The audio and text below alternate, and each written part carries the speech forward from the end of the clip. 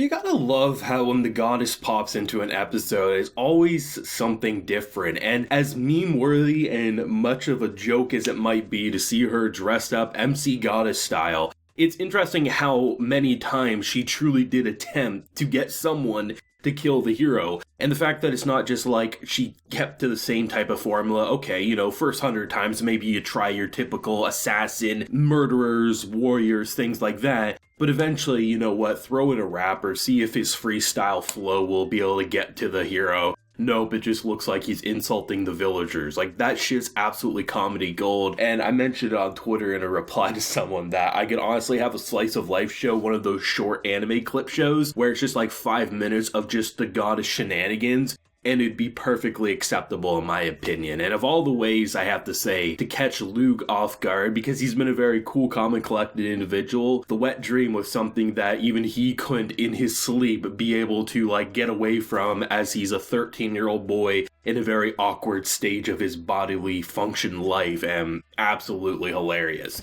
Now, before we jump even further into the review, we do gotta give a shout out to today's sponsor, which is once again Bokksu. Been working with them for quite some time, and this month is actually pretty interesting as a chance to win tickets to Japan, and you can't beat that type of promotion, so we'll talk with them real quick and then we'll jump into the review. Bokksu is a gourmet journey across Japan that every single month you receive a unique assortment of Japanese treats and tea pairings straight to your door. Every month you not only receive a different theme, but with that theme, the snacks inside will also be different. With the changing of seasons upon us, it's always fun to see what a service like Bokksu will do to shake up their snacks. And month after month, they really always do deliver. I'd go as far to say the Prefecture Passion Box might be the best release yet, with treats like the blueberry gummies that use real local blueberry juice, that juicy center. The popcorn, which honestly I eat popcorn normally every night as is, so this yuzu pepper one was a nice change of seasoning for me. And also the crunchy curry, that is basically a cracker with the seasoning that tasted like curry. The theme acts as a journey from snowy Hokkaido to leafy islands, so the snacks perfectly capture that wide range of scenery and temperatures with that blend of sweet meets savory. Each month you receive a cultural guide that details each item's origins and ingredients, so you never have to worry about those pesky allergies of what you're eating, so you'll always know where each item came from. All the snacks come from different snack makers across Japan. The quality and shipping still remains to be top tier. Bokksu makes such a perfect and memorable gift for anyone in your life who appreciates Japanese snacks and culture, especially during a time where people aren't able to travel as easily as they would like. And actually, not only would you be gifting them Bokksu, which is already awesome, but you also would technically be gifting them a chance to win free tickets to Japan, because Bokksu is having a giveaway. They will be picking 5 lucky winners to win a free set of tickets, and anyone who is subscribed before December 31st is automatically entered. I'll include a link in my description so you can check out the terms and conditions and other methods of entry. So you gotta do yourself a favor and use my link and coupon code located in the description below. Save yourself some money with my 10% discount code on your first Bokksu subscription while supporting the channel, and soon enough you too will be eagerly awaiting your next Bokksu shipment. Now, in terms of this episode, it was a very simple episode on paper. It was basically figuring out what they were going to do with their trading company,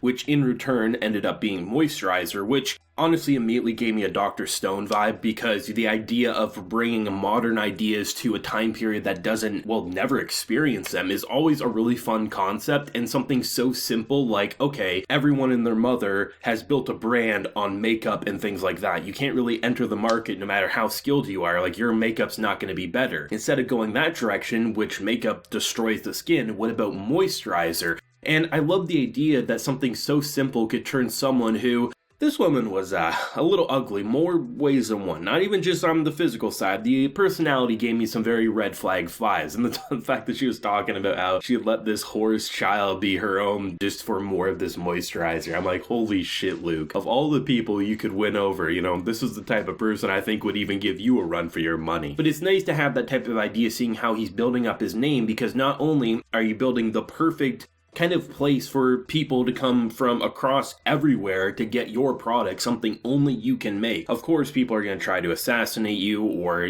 steal your stuff, but you don't really have to worry all too much about that. You put your manufacturing base in literally the home of the assassins. You just really don't have to worry about it. It's just one of those perfect plays that also allows you to get very close to a lot of high-ranking noble women, which for an assassin needing to know your audience is pretty much the perfect thing. I mean, they kicked the episode off with him performing some of his very prestigious surgery, something that usually he wouldn't do, but given the circumstance, allows him to really gain even more trust in a situation where you would think he's already at the top of his game. I love seeing how Luke is perfectly, I think there was a time skip at one point in this episode for like 6 months when they were sitting and looking at their shop opening up. Like, they do a lot of time skips, but it really gets a sense of how long he's sitting there and planning his kind of next move. I know for some people that might be a little distracting, seeing like, oh, apparently 6 months passed, but what about all the stuff we didn't see in that? Really, that's all the setup stuff, right? Unless you're the person, building up your shop and, making all these different potions and lotion bottles, like, you don't really need to see that for an anime. But seeing how long it took him to prepare, it wasn't like he did it in a week's time, right? He stockpiled for quite a while, and seeing how far he went to make the perfect shop and to gain the amount of trust that he needed to, I mean, seeing Maha's, kind of group, I'm really glad. They didn't really need to, I think, show us too much with them. It was pretty clear that they would probably be okay, given that, if you just left them to rot or something like that, you wouldn't really have her trust. So it's nice to see them working and seeing characters who were so horribly scarred in last week's episode now smiling with lipstick and just honestly feeling like a beautiful girl rather than a tormented object. And I think that goes a long way for a character like Maha to really put all her trust in him, because really, I think anyone probably could have came by last week and offered them a chance to get the hell away, and it wouldn't have been worse than what they were experiencing. So backed by Luke, who's this handsome man, rich man, powerful man, saved us from this hell, it just works out very well. And it's interesting because Luke's been a character who he reincarnated from a 6-year-old man's body, right? He has a very mature mindset, and he's very much avoided the lustful attempts by these two girls. And it's interesting because it's not like he's not gonna feel things, right? It's not that he's not gonna feel horny, especially because the 12 to 15 window is one of the most awkward and I think lust-filled ages that anyone can be in. And to see how he's very much avoided their attempts because they've been very seductive towards him, it's crystal clear, and he's not oblivious to it. It's just, he has his mission. And the fact that of all the things that could catch him off guard, I really didn't think, a wet dream would be what would do it in for him. But I love how, I don't think I've ever quite seen a character, because even though it's not the most common of tropes or ideas in anime, I've seen a handful of anime have something embarrassing like that before. But a character who's as calculated as him, because they always sleep next to him, because they like the warmth and things like that. And you know damn well, and he knows damn well, that he could get anything between the two of them.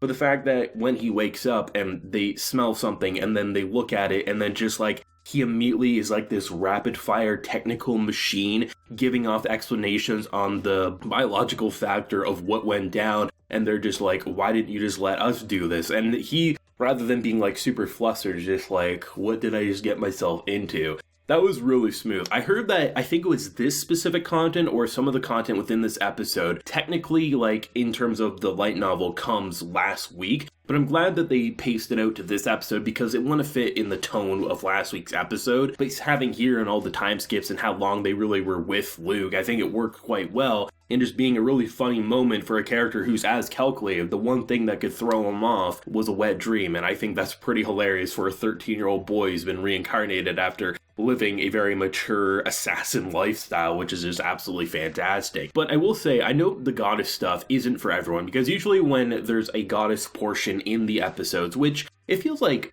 almost every other week she pops up, or I mean for the first little handful of episodes she was in every episode, but since then it's been kind of every other week. I usually see a handful of comments being not really fond of the goddess, or really enjoying the goddess, but it never seems to be the main focal point for anyone. She's just kind of there. For me personally, I love it because really, usually when the goddess remains relevant, she's either a really big dick or she's just useless, right? And sometimes a bit of both. And that can work, don't get me wrong, but I really appreciate how the world's finest assassin has kept the goddess relevant rather than purposely talking with Luke. There's been hints that she's definitely manipulated things for characters interacting with him, which makes sense. If you failed 1,000 times and this one actually seems promising, you probably want to give him an extra push rather than just checking in every 30 years like she was doing. But I like for just the comedic factor, seeing the numerous samurai DJs, buffs, military goddess,